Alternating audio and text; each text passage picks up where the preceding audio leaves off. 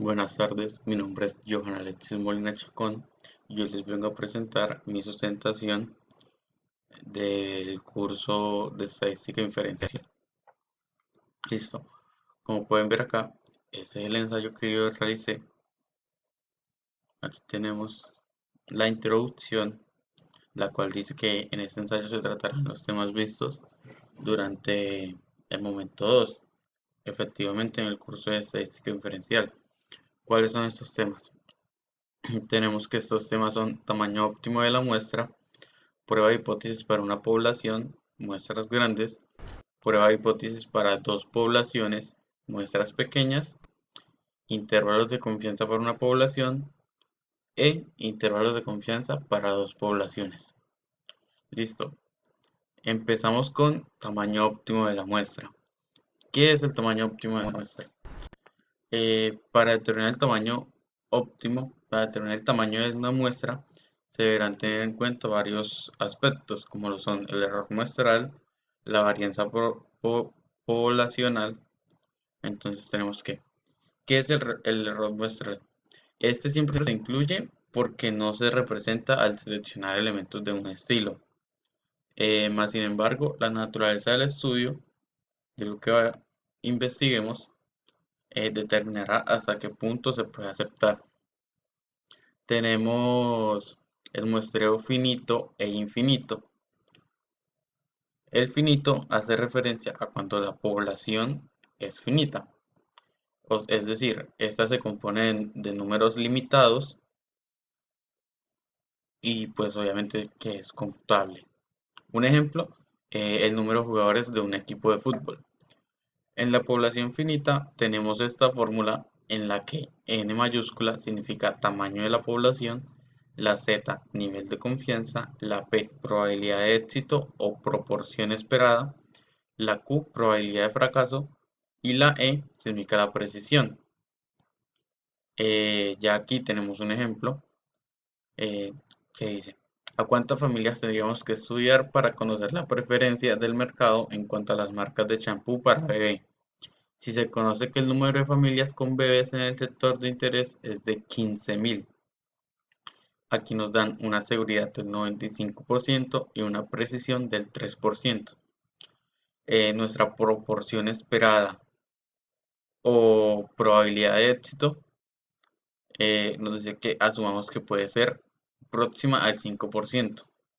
Si no tuviese ninguna idea de dicha proporción, utilizaríamos el valor P igual a 0,5, que es el 5%. Y aquí tenemos la solución. Como ya tenemos los datos, nomás reemplazamos en la fórmula y aquí nos da un análisis. Se requeriría encuestar a no menos de 200 familias para poder tener una seguridad del 95%. Ahí tenemos la fórmula, reemplazamos porque ya tenemos nuestros datos, el ejercicio nos los da, solamente reemplazamos en la fórmula y nos da ese resultado. En la población infinita, eh, como ya sabemos, esto viene siendo lo contrario a la población finita, ya que esta se compone de números ilimitados, por lo que no es posible contar. Un ejemplo, las gotas del océano. Eso es imposible de contar. Para este muestreo tenemos esta fórmula, en la que n minúscula es tamaño de muestra buscado, la z es parámetro estadístico, que depende del nivel de confianza, la E, error de estimación máximo aceptado, la P, probabilidad de que ocurra el evento estudiado, y la Q, que es 1 menos P, probabilidad de que no ocurra el evento estudiado. El ejercicio nos da esta tabla que nos compara el nivel de confianza con la Z. Ya aquí nos da unos datos que obviamente vamos a utilizar. Ya aquí tenemos un ejemplo. Vamos a seguir con el tema del champú y los bebés. Entonces dice, ¿a cuántas familias tendríamos que estudiar para conocer la preferencia del mercado en cuanto a las marcas de champú para bebé si se desconoce la población total? nos da una seguridad del 95% y una precisión del 3%. Igual, nuestra proporción esperada va a ser del 5%, o sea que P es igual a 0,5. Reemplazamos en la fórmula y nos da un resultado de 203. Como análisis, tenemos que se requeriría encuestar a no menos de 203 familias para poder tener una seguridad del 95%. Ya aquí pasamos a otro tema que viene siendo prueba de hipótesis para una población, muestras grandes. Entonces tenemos que la prueba de hipótesis es un procedimiento basado en la evidencia muestral y la teoría de probabilidad. Se emplea para determinar si la hipótesis es una afirmación razonable. Tenemos que la prueba de hipótesis consta de 5 pasos. Estos son: en el primero, se plantea la hipótesis nula y la alternativa. La hipótesis nula es HO y la alternativa HA. En el paso 2 se selecciona el nivel de significado. En el paso 3, perdón, se identifica el estadístico de prueba. En el paso 4 se formula la regla de decisión. Y como último, en el paso 5 se toma una muestra y se decide. ¿Listo? Vamos a un ejemplo para entenderlo mejor. Dice, queremos probar la hipótesis de que más del 30% de los hogares en Estados Unidos tienen acceso a Internet con un nivel de significado del 5%. Significación, disculpen. Se tomó una muestra de 150 hogares y se encontró que 57 tienen acceso. Tenemos nuestra hipótesis HO, o sea, P es mayor o igual a 30% y H1, que es la alternativa, P es mayor o menor que el 30%. Tenemos que P es igual a 0,38. Esto ya se toma de la muestra que nos dan. Asumimos que la HO es verdadera. Esto haría igual a 0,3. Y el 70% no tiene acceso a Internet y el 30% sí tiene acceso a Internet. O sea, la otra alternativa sería 0,3. La misma, perdón. Aquí ya tenemos el procedimiento. Se realiza la fórmula y eso nos da 0,458. Esta es una gráfica. Cabe recalcar que estos ejercicios son sacados de páginas, no son hechos por mí. En las referencias están todas las citas. Resolvemos. Acá tenemos la fórmula de z, reemplazamos valores y resolvemos. Eso nos da un resultado de 2,14. ¿Qué quiere decir? Que tenemos 2,14 desviaciones estándar por encima de la media. Aquí tenemos otra imagen. Listo. Sigamos. Nos dice que para hallar el valor crítico de z es necesario la tabla de z, donde nos ayudará a saber lo más acertado que estamos del resultado. ¿Cuál es nuestra conclusión?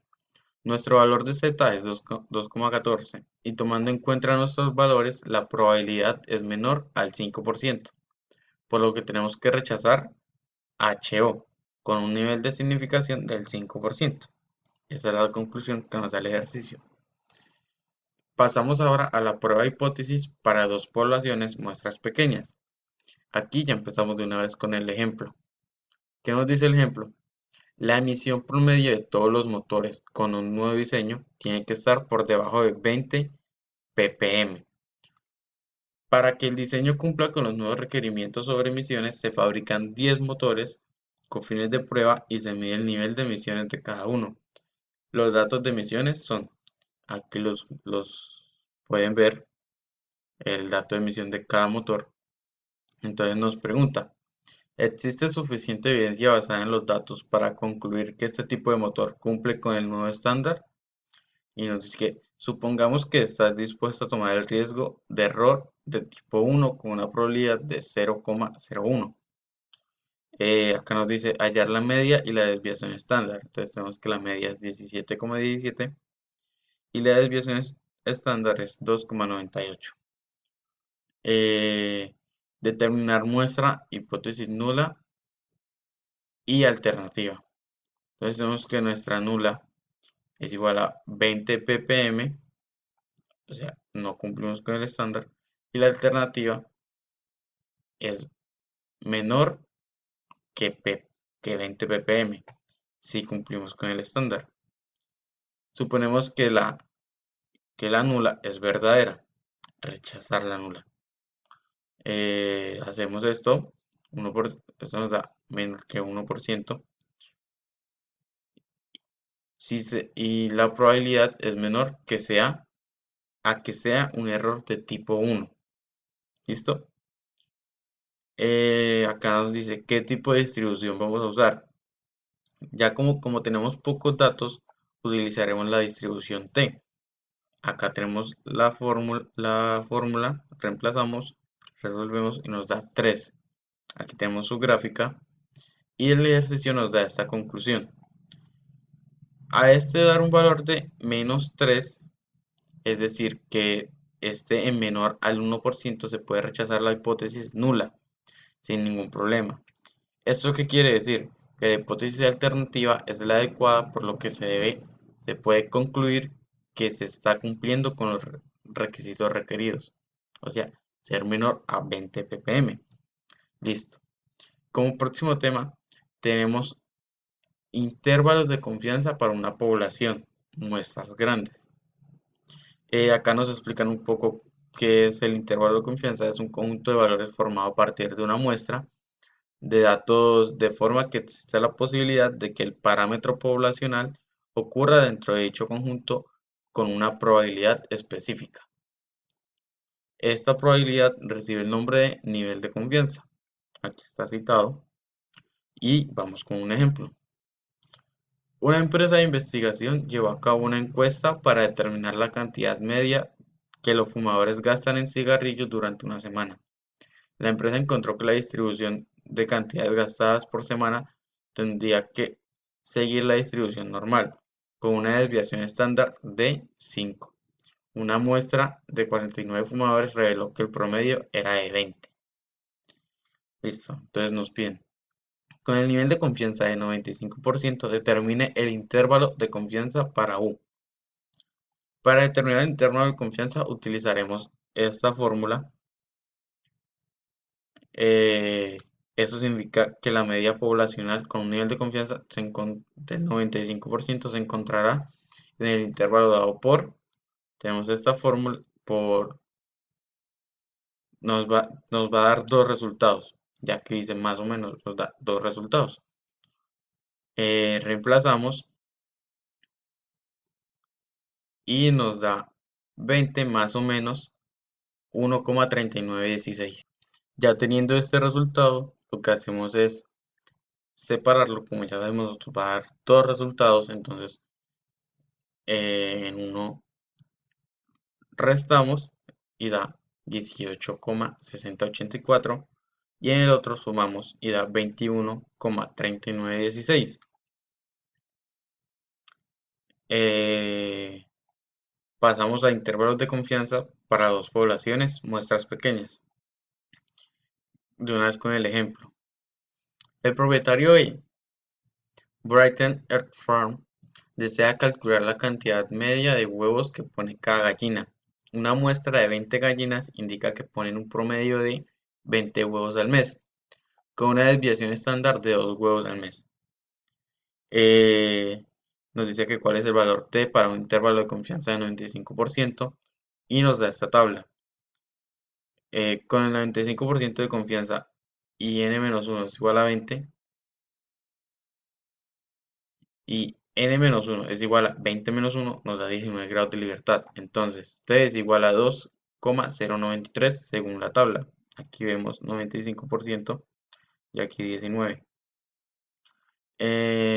Nos pide que construyamos un intervalo de confianza del 95% para la medida de población. Tenemos aquí la fórmula, es solo reemplazar. Ya sabemos que nos va a dar dos opciones, por lo tanto, sumamos y restamos. Uno nos da 19,06 y otro 20,94. Ya Como último tenemos las referencias, como pueden